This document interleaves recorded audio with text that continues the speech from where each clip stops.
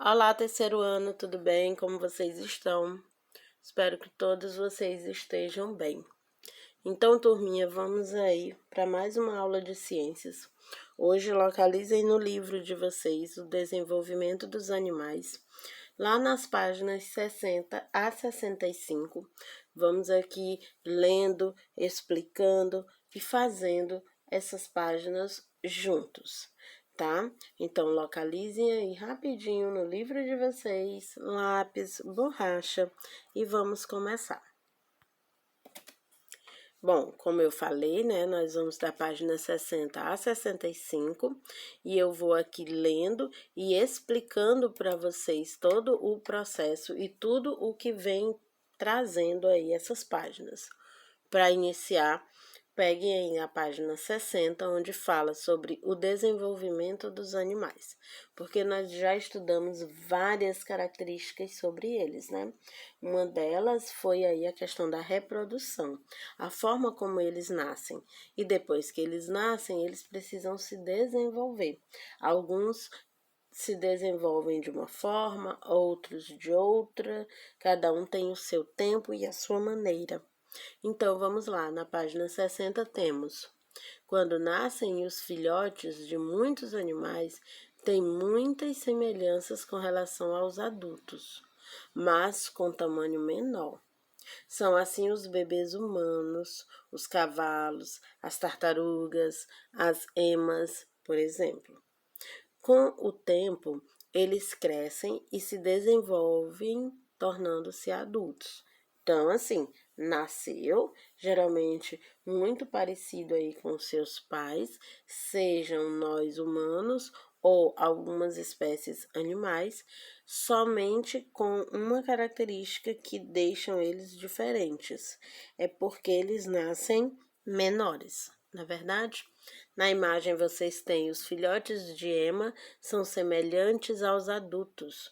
E é o macho quem cuida dos filhotes, tá? Nesse caso aí é o papai que cuida. No caso dos animais, no caso das emas, né? Então, ainda na mesma página, temos um processo chamado metamorfose, ainda na página 60. Alguns animais, porém, nascem completamente diferentes dos adultos. Ao longo do tempo, o corpo desses animais passa por grandes mudanças até chegar à fase adulta. Esse processo é chamado de metamorfose. É o caso dos sapos, das borboletas e dos mosquitos. Acompanhe a seguir a metamorfose de uma rã. Em uma das nossas atividades, nós já está falando sobre a borboleta, né? As fases de desenvolvimento dela, quando falamos sobre a reprodução, né? Que da lagarta vai se trabalhando aí todo um processo, vai acontecendo todo um processo até ela virar uma linda borboleta, não é verdade? Aqui ele cita também os sapos, né? E cita aí, além das borboletas e sapos, os mosquitos. Ainda na página 60, ele trata aí em 4 etapas da metamorfose da rã, ou seja, o passo a passo de como essa rã vai se transformando em um adulto, em um filhotinho, deixa de ser um filhotinho para ser um animal já em fase adulta. Na primeira etapa, ele diz: rãs macho e fêmea acasalando na água. Neste local, a fêmea da rã deposita seus ovos. Nós já falamos sobre o processo de acasalamento. O filhote da rã, na etapa 2, né, que sai do ovo, é chamado girino. Ele vive na água, não tem patas e nada com a ajuda de uma cauda. Ainda é pequeno, né, gente? 3. O corpo do girino passa por transformações. Ela cresce, surgem patas e a cauda diminui, ou seja, outros membros vão aí aparecendo. E na quarta etapa diz: a rã começa a respirar por pulmões e passa a viver fora da água. Ao final da metamorfose, a rã se torna adulta. Então, tem todo um processo, né, para que aconteça esse desenvolvimento, no caso do girino, né? Começa pelos ovos, vira girino, vai nascendo e desenvolvendo outros órgãos até a fase adulta. Ok?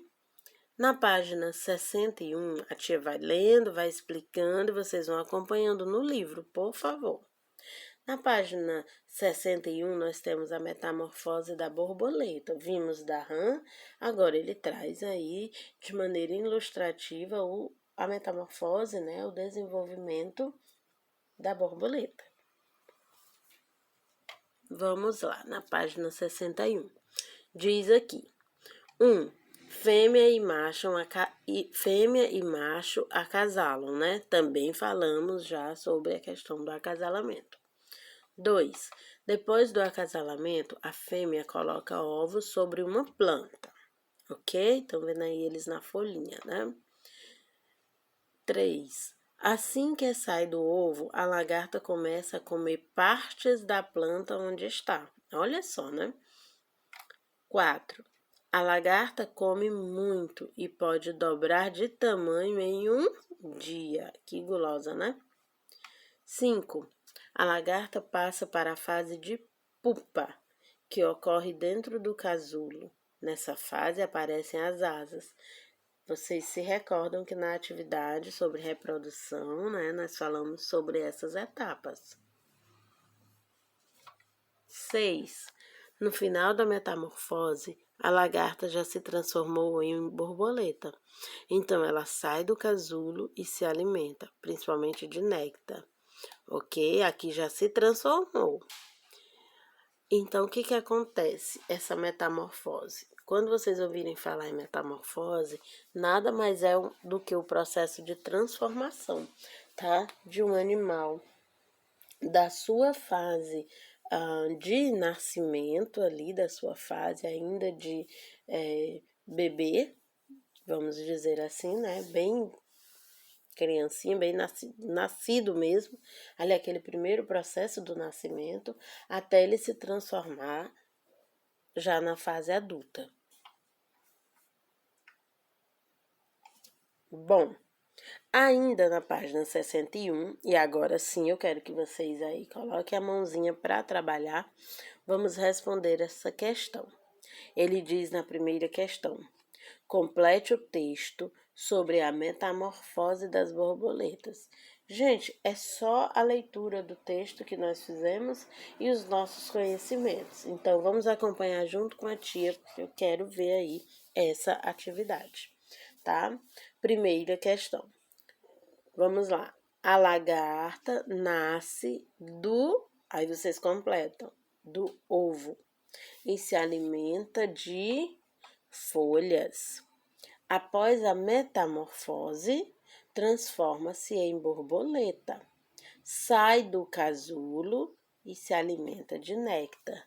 Se vocês observarem o esquema que nós acabamos de estudar, vocês vão encontrar todas essas respostas.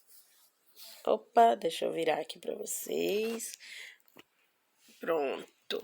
Então, vocês estão localizando aqui na tela as respostas? Pois localizem direitinho, leiam e na página 61 respondam essa questão, ok? Vamos adiante. Bom, na página 62, vamos ler imagens, ou seja, vamos ver o que fala aqui sobre essa imagem. Observando bem a página, ok? Observando bem a página, vamos olhar aqui. O Aedes aegypti na mira do microscópio de luz. Olha só, né? Alguém observando esse mosquito, que nós também já falamos sobre ele, né? Causador de várias doenças, ok? Bom, os microscópios de luz são instrumentos compostos por lentes de aumento, né, gente? Já que esse mosquitinho que está sendo observado, ele é minúsculo. Por ampliarem as imagens, os microscópios permitem aos cientistas enxergar detalhes de animais muito pequenos, como alguns invertebrados. Olha só, né? Se são pequenos, essas lentes de aumento, o nome já está dizendo, né? Amplia, aumenta a imagem. Ainda na página 62, ele diz: o material a ser observado pode ser um ser vivo ou alguma parte dele. Colocado sobre um suporte, o objeto de estudo é iluminado. O observador olha através de lentes que ampliam a imagem recebida pelos olhos e consegue visualizar o que antes não era visível. Então, observem bem essa página, façam a leitura, observem aqui as legendas, observação de mosquito Aedes aegypti em um microscópio de luz, aumento de 8 vezes, então aumenta 8 vezes o tamanho normal, o tamanho do mosquito. Então, é possível agora observar, estudá-lo.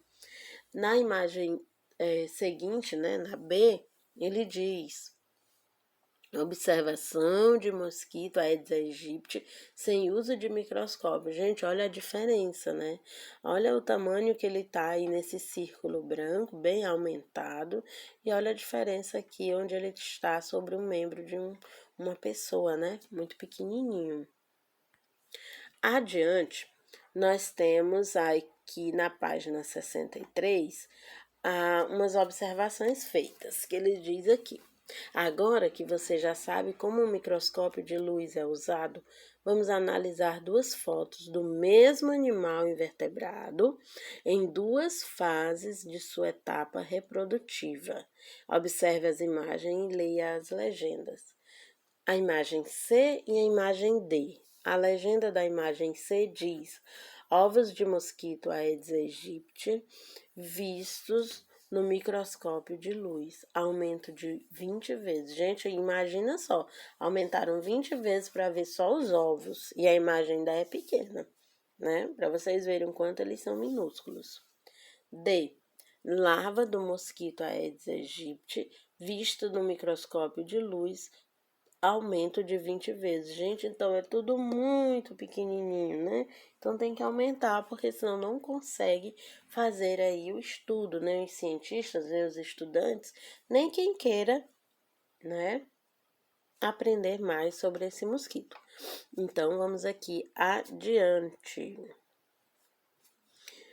Bom, eu passei lá para a página 64, porque depois eu vou dizer o que vocês vão fazer com a página 63. Na 64, acompanhem bem o que a tia tá falando, tá? Na página 64, ele diz: aprender sempre. Então, gente, olha aí, mais uma atividade que iremos fazer juntinhos. São aquelas atividades que eu venho explicando para vocês, que se estivéssemos em classe, chamaríamos de atividade de classe, né? Então, localizem aí e vamos responder. Questão 1. Observe os filhotes das fotos abaixo e responda as questões. Gente, tudo que tem embaixo das imagens a gente chama de legenda. É preciso fazer a leitura, tá? Não pode só passar a imagem, porque é por meio delas que vocês vão conseguir muitas informações para colocar nas respostas e para aumentar o conhecimento. Então, vamos lá. Letra A. Esses animais... Aliás, olha a legenda, né? Filhote de tartaruga de couro. A outra imagem fala filhote de lobo-guará. Ok, então temos um filhotinho de tartaruga, um filhotinho de lobo-guará. Maravilha. Na letra A ele diz: esses animais nascem do mesmo modo? Explique. Gente, será que eles nascem do mesmo modo? Aí vocês vão responder que não. A tartaruga de couro nasce do ovo e o lobo-guará nasce diretamente do corpo da mãe, tá? Então, assim, um é anfíbio, o outro é mamífero. Lembra lá daquelas classificações?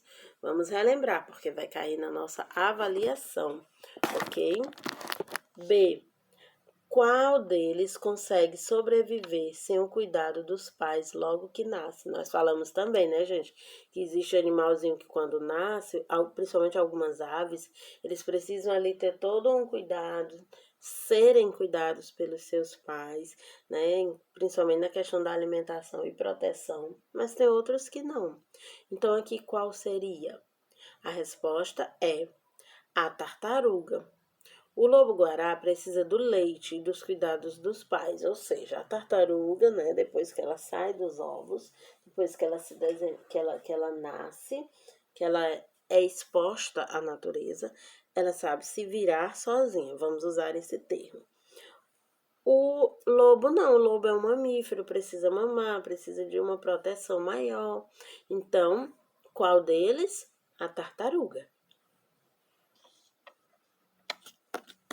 Ainda na página 64, passando aqui para vocês, nós temos a segunda questão que diz assim: leia o trecho abaixo e responda as questões. Então, que já tá pedindo, né, gente? Vamos ler. Quem já viu sabe o quanto é bonita a luz de um vagalume na escuridão. Mas a capacidade de emitir luz desses insetos também é muito importante na reprodução.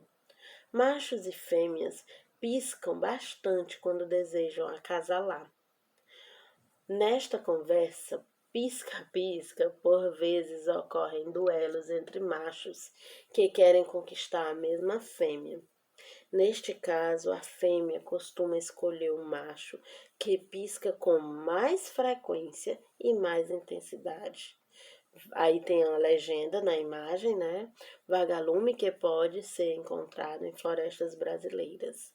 Então, assim, principalmente nas matas, tá? É bem fácil encontrar lá os vagalumes e eles realmente têm uma luzinha, né? E aí a gente chama de pisca-pisca.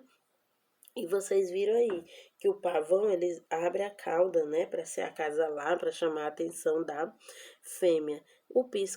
O vagalume, né, ele gera aí essa repetição do pisca-pisca. Mas a fêmea é é,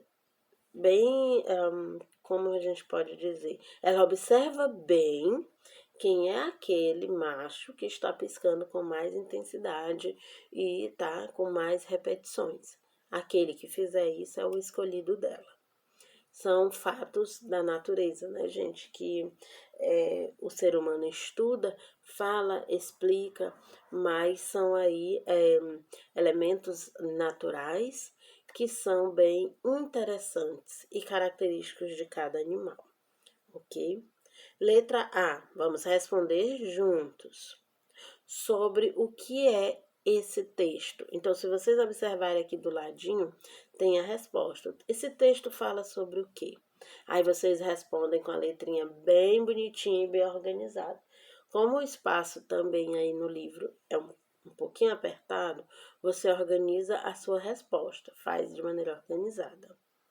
Fala sobre o que, gente? Resposta: sobre a luz emitida pelos vagalumes e sua importância na reprodução desses animais. Claro, né? Porque é por meio do pisca-pisca que eles são escolhidos pelas fêmeas e que automaticamente ocorre a reprodução da espécie deles.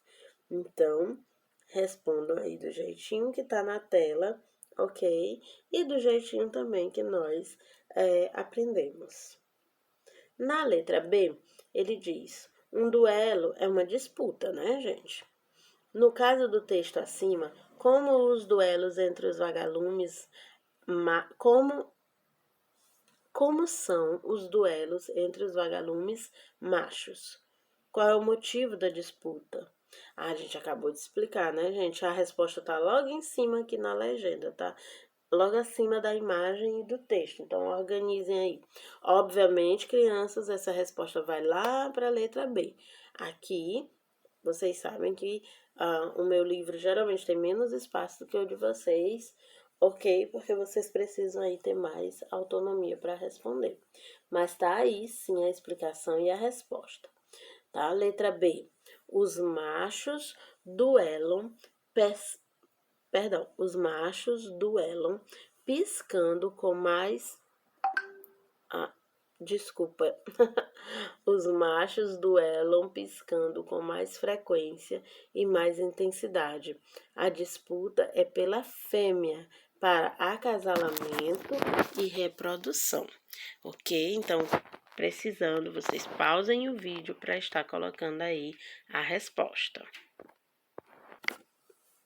Ok? Então, coloquem aí a resposta bem direitinho. Página 64. Ok? Então, vamos adiante para a próxima página.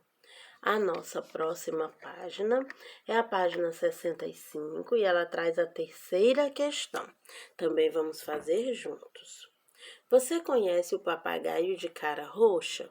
Leia o texto a seguir sobre essa ave. Então, assim, mesmo quem não conhece vai saber agora algumas informações. O papagaio de cara roxa vive em bandos nas florestas, preferindo as ilhas para repouso e reprodução. Costuma formar casais que se mantêm unidos durante um longo tempo e muitas vezes por toda a vida. As principais ameaças são destruição do seu ambiente, a floresta e a retirada dos filhotes da natureza para o tráfico de animais. Aí temos aí a legenda que fala papagaio de cara roxa no galho de uma árvore. Quando ele fala aqui no texto, gente, tráfico, ele fala exatamente das pessoas que pescam, que caçam animais de forma errada, de forma ilegal. Ou seja, vai traficando, vai roubando esses animais da própria natureza, às vezes para vender, muitas vezes só para maltratar. A função aí é mesmo retirar da natureza. Como é retirado de forma ilegal, aí sim passa a ser crime e muitas vezes essas espécies entram em extinção. O que seria isso? É a ameaça de que essa mesma espécie comece a desaparecer do ambiente, pois não tem como se reproduzirem, né, gente? Então, isso é muito sério, tá? Isso é assunto de telejornal, isso é assunto abordado nos livros e principalmente as pessoas que são completamente ligadas a projetos ambientais e de preservação dos animais e da própria natureza, da vegetação em si, eles se preocupam muito e eles falam bastante sobre isso. É preocupante, tá, gente? Não podemos jamais saber de uma informação dessa ou desconfiar sobre algo nesse sentido e ficarmos calados. Só que isso tem todo um processo para acontecer, tá bom, crianças?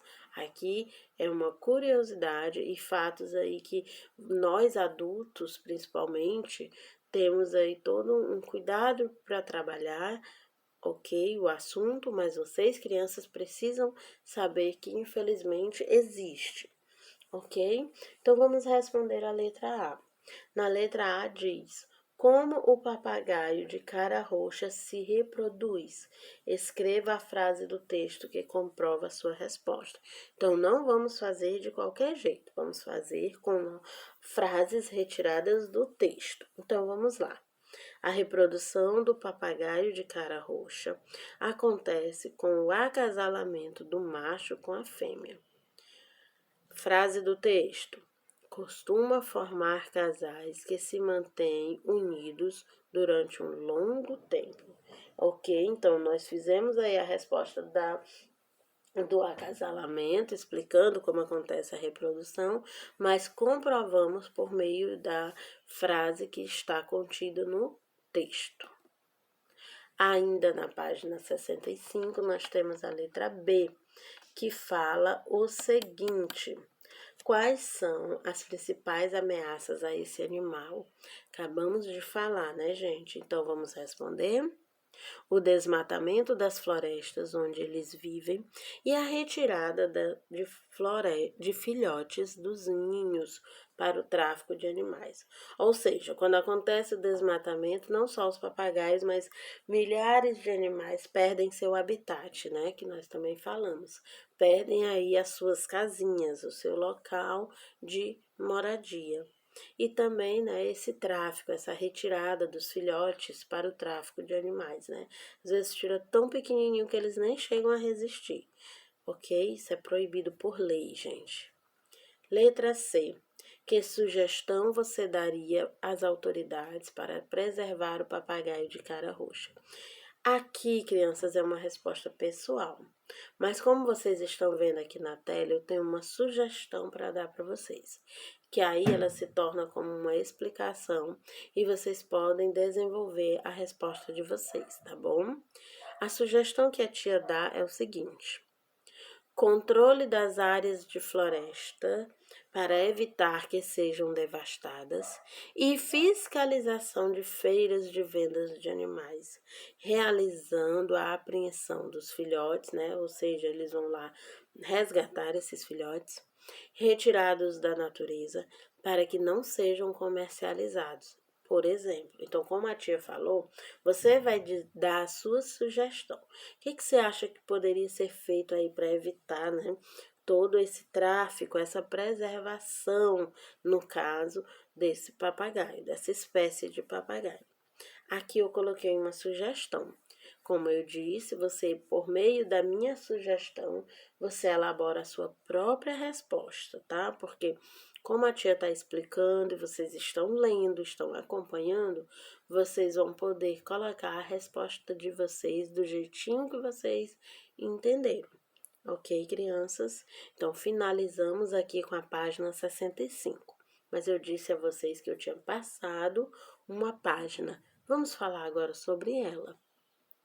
Vocês irão agora realizar a atividade de vocês, ok? E quando vocês realizarem, vocês enviem junto com essa atividade que eu vou apresentar agora, essas outras atividades que nós fizemos, tá? Nós fizemos a atividade da página 65, na página 64 temos questões, ok?